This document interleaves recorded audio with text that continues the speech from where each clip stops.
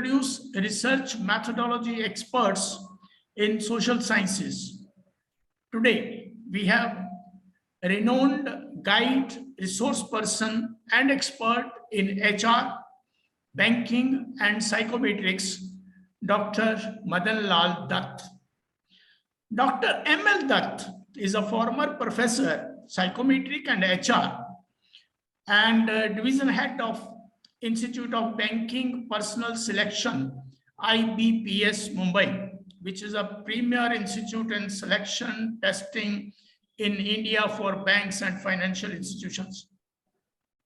Prior to it, he was faculty in the National Institute of Banking Management, NIBM. Dr. Dutt was officiating director IBPS Mumbai prior to his retirement. He was a member of governing board of IBPS. He also worked as professor and director at Center of Distance Education in SNDT Women's University, Mumbai.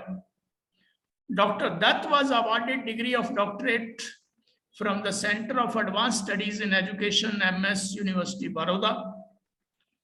He did his postdoctoral work as visiting scholar in Department of Psychology Research, Michigan State University, East Lansing, USA. Dr. Dutt has published many research papers in peer-reviewed educational journals of repute, such as Indian Educational Review, Experiments in Education, Journal of Education, and Psychological Researchers, Progress in Education, IBPS Research Monograph, etc. Many. Under his guidance, 3 students were awarded PhD in management from JDBIMS, SNDT University.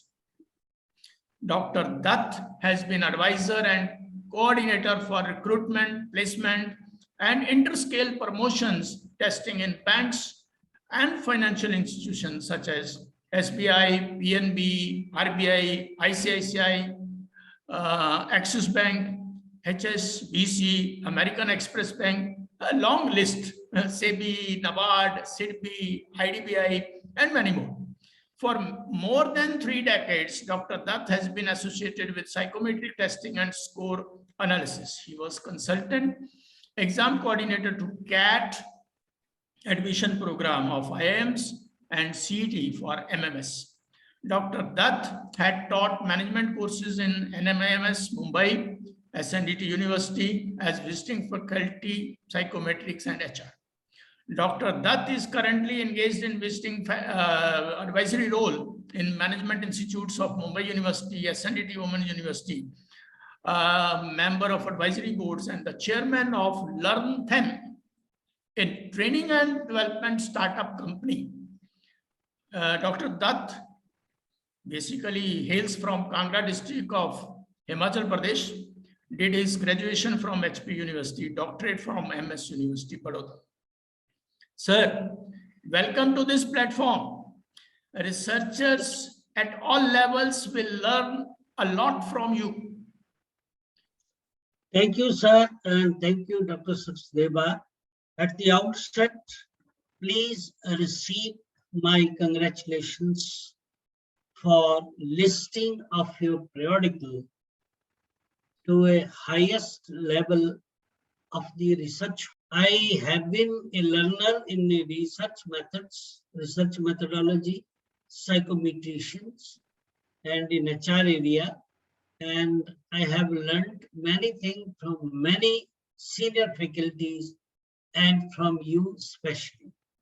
I have seen your videos and was constantly following the videos, understanding the built-in complicacies and intricacies of statistical methods and its use in research in finding a behavioral observation and reaching at logical inference and conclusions.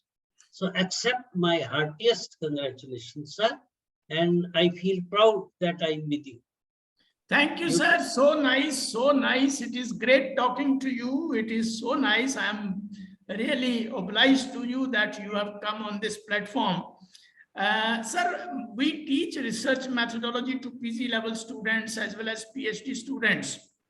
Many students face problems at deductive reasoning level. Who knows better than you? Sir, my question to you, many students who start their life as research scholars are afraid of numbers, statistics, and maths.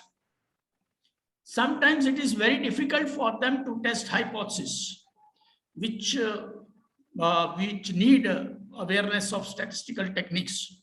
But these students, they are afraid. What do you advise to these scholars? Sir, first of all, my sympathy with all these scholars. I respect their views. Now, their fear is not unfounded. That the problem lies the mathematics education which has emerged in this country over the years. Earlier, the mathematics education was different, and with the passage of time, it has changed. So as a result, in the schooling stage itself, a fear has been created, like memorizing the table, the mathematics is some difficult things, it's not very easy to pass, which is not true.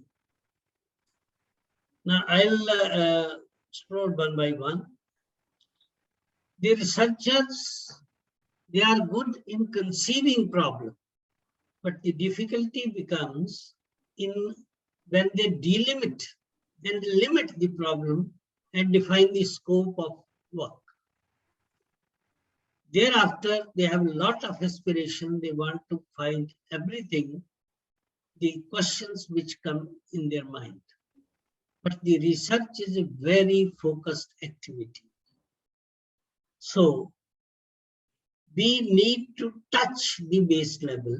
And once we touch that, the scholars will find it very comfortable and easy. If I start teaching them right at the beginning stage of doctorate work, that there will be inferential statistics, there will be descriptive statistics, and start loading them with the concept for analysis of variance, analysis of covariance, multiple regressions, maybe I may be putting them off. So what is required to be done to them is to teach the basic concept and make them aware that if anything exists in this world, and if it can be defined, it can be conceptualized, and once it is defined, conceptualized, it can be operationalized. And once it can be operationalized, it can be measured. And once it can be measured, it can be quantified. And you can present them 0 and 1 in binary number, that there is a presence of the phenomena or there is an absence of the phenomena in the given population. Now, if we start from there, that the phenomena which you are studying is present or not present. So we may go right from there. After that, second concept, which is mostly or many times ignored and kept only at memory level, is the level of measurement. So while they find whether the phenomena exists or doesn't exist at conceptual level and then operationalize, they need to know what is the level of measurement, whether it is at nominal scale, whether it is an ordinal scale, whether it is an interval scale or ratio scale. And these scales are to be taught also in a simple classroom methods. That nominal means your name, 1, 2, 3, some name has been given to identify you. That is identifying the objects. So you give the name to building number 1, 2, 3, or you give the name to the society as Dinesh star, Sri star, different names. This is a nominal scale in order to describe the phenomenon. Then go for ordering, whether it is height or it is weight, or any example that how it is ordered. And then the interval, and that is what is the distance 1 and 2, 2 and 3, 3 and 4, 4 and 5. And then how the Likert scale and 5-point scale, it's all interval scales. And then how is the ratio scale and the mathematics starts. So once they know that what is my level of measurement and scaling, then they know that for this, why do I require statistics? There, a concept of population and universe need to be taught, and to make them understand clearly what is a population, universe, and what is a sample. And if I have access to all the population, why shall I take a sample? I take a sample because I can't reach population, and population is infinite. And to go to infinite, they must know that what is called infinity in a simple term. I have been telling that if you want to understand infinity, try to understand that you have something with you like x. And if you make x by 4, that means you are dividing whatever you have into 4. Thereafter, if you go by x by 2, it is dividing to 2. And if it is x by 1, it is u. And if it is x by 0, it is infinity, because then it is beyond you will whole cosmos is there. If you have 4 children, you divide into 4 children. If it is 2, divide to 2. If there are you and your wife, and if it is x by 1, it is you. And if it is x by 0, then you and the cosmos. You become infinite. That it is your body and the mind, and then you go to the deep philosophy.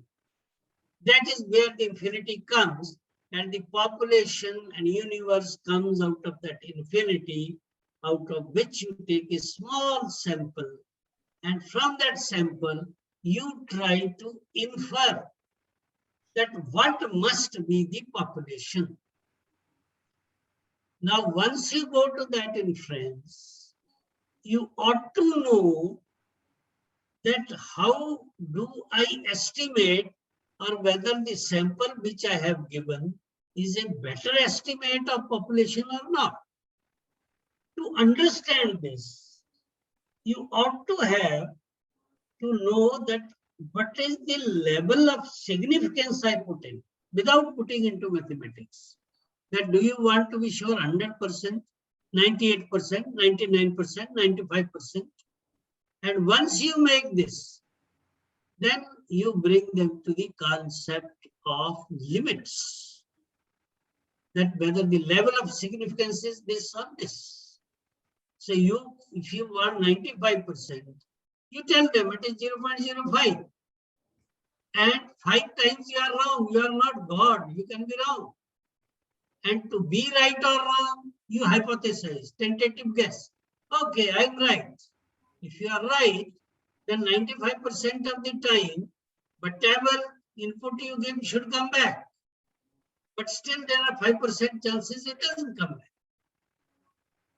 Thereafter, you can tell them, gentlemen, now our time was on paper and pencil working and finding out the statistics and solving the problem. Even for a correlation, we had to take a lot of long sheet, finding mean, standard deviation, correlation, variation, then calculate how much. Then came the computers, calculators, and now supercomputers, which can tell you within seconds whether your estimates are correct or not.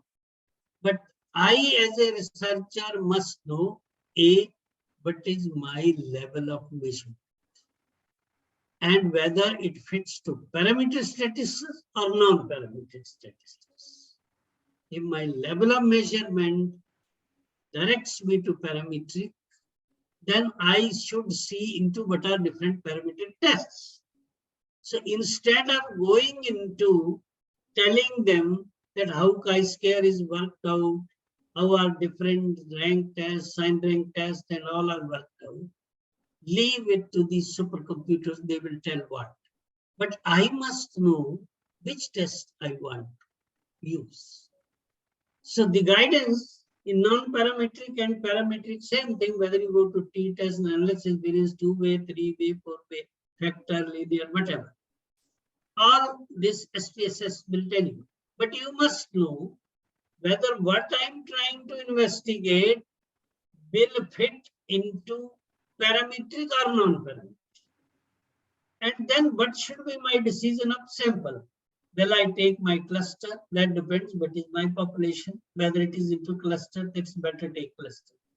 Whether I take random, then is my population normally distributed?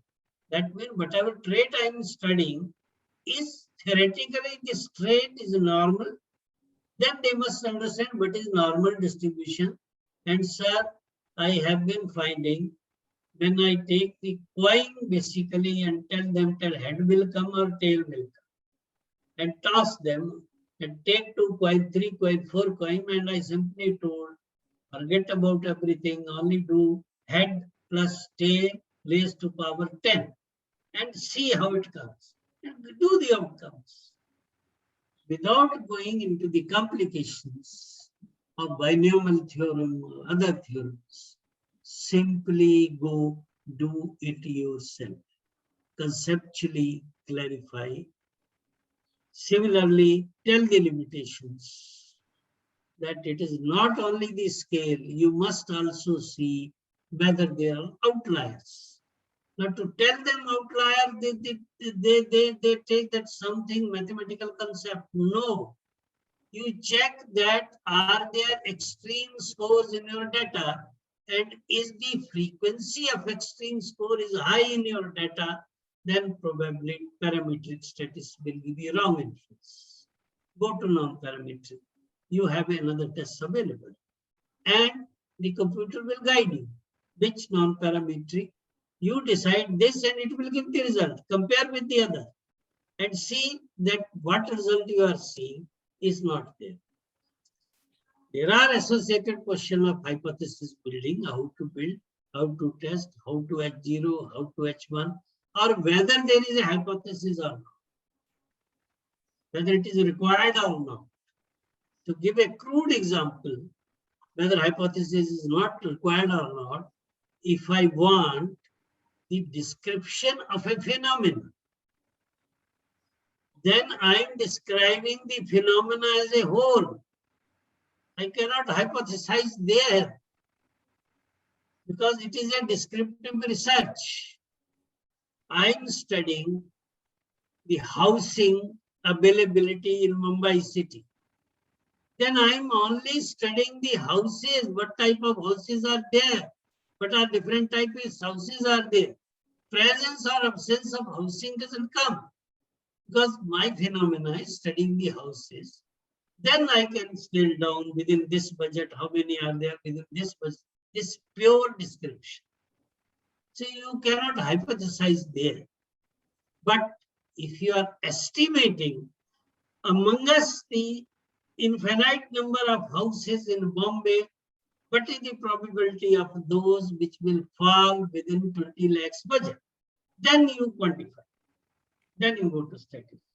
Right, sir. What I have got it from your ideas that students cannot escape the statistical tools. Students will have to learn and they will have to go for advanced level learning. As you have explained it from basics to the higher level, they will have to learn. There is no escape for them. There is no escape. But sometimes, sir, even the guides, especially in HR areas, I have seen, even the guides, they are not comfortable with the statistical tools, and they sometimes, but do you advise that the guides, what they should do in these circumstances? Because when student is presenting their work in numbers at the advanced level, but guides are uncomfortable with such situation. What do you advise to the guides? Excellent question, sir. And this is the reality of today, especially in social sciences. I'm not saying this phenomena being found in uh, physical sciences or mathematics or chemistry or physics, but definitely in social and behavioral sciences, is a common phenomenon. Now, one thing is established.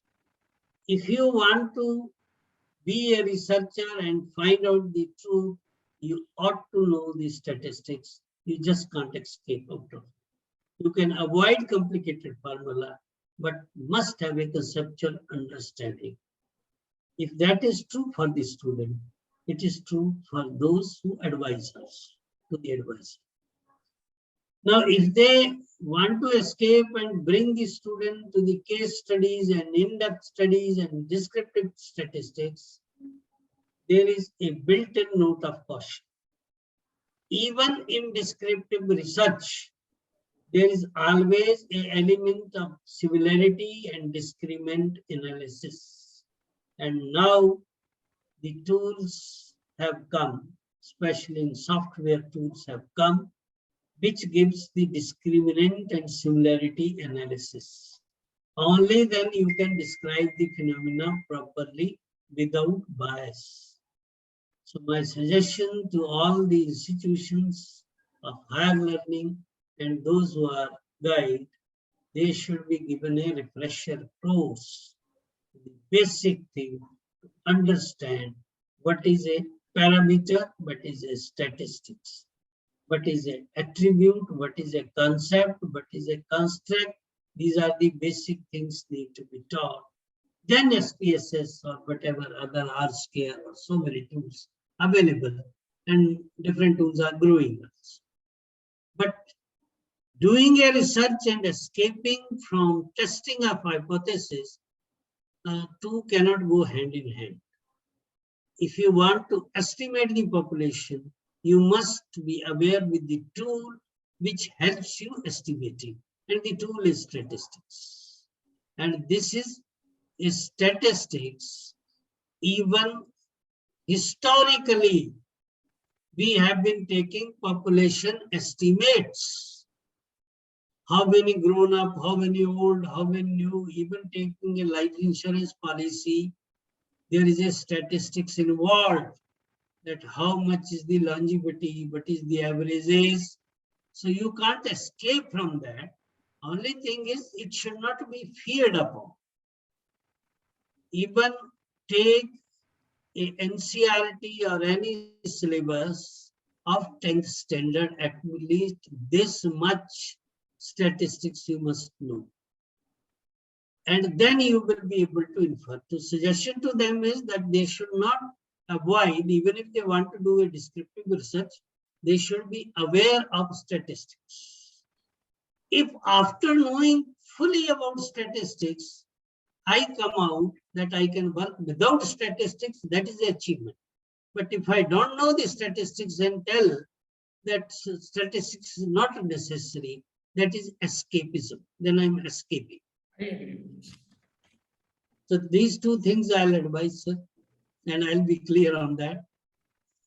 Sir, can the articles, can your research work be published without any data analysis? Many a times people feel it. I feel a research paper with a good literature view, very good exhaustive literature view can be published. But if there is no deduction, what is your opinion? Can Sir, if it is a research article, even with logical deduction or induction methodology, you ought to have given a comparison or similarity of the event or dissimilarity wherever it is. You may not use a number, but in the inference based on the secondary research, which you take from internet or from the books or the paper already done, you ought to derive logic, similarity or otherwise.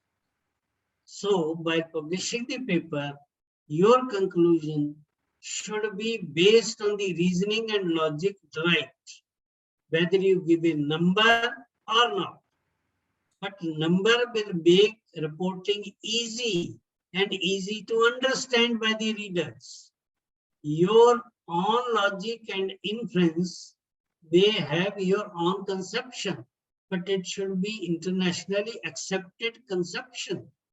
The number makes your acceptability internationally as it reaches the readers uniformly. That's my view on that. You can avoid the statistics, mean or standard deviation or whatever, higher statistics or non-parametric. But when you are explaining the phenomena, you must clearly establish what is the similarity in your finding, which are the different findings which you have given, what is the description of the phenomena, and which are the outliers where your things doesn't fit. Then it's a worth publication in the Scopus journals. Thank you, sir. So nice talking to you. Sir, I am really obliged and for your talks with me, students of social sciences, management, banking, they will gain whatever level they are, whether they are PG level or MBA level or PhD level, they will gain a lot from your insights you have given. It will be a challenge for the researchers to take the projects which you have advised, and the way you have advised them that they cannot escape statistical tools. They will have to learn. Thank you very much. Thanks a lot. Really a great talk to you, sir. Thank you. Thank you, sir. Thank you very much. Thank you. They basically lack the research methodology and understanding of research methodology and how to proceed further. So that is the major area of concern, I think, as a director I do feel, or as a guide I do feel. So we have to start from the scratch, though they're asked to do their 1 year coursework, but that since it is not the residential program, and they are allowed to work as well, and they do come to do the PhD, so they also have their own constraint. All these things are making their PhD work little substandard. So understanding about the subject, yes, it comes slowly once they understood their area of the choice and help of guide. Ultimately, we have to push them ahead a lot. We have to do a lot of hard work, and we do not get much support from the students, I would say, initially. You may submit your research work at Journal of Global Economy, rcssindia.org. Your work is evaluated by peers with double-blind methodology. You will get comments for your work. Thank you.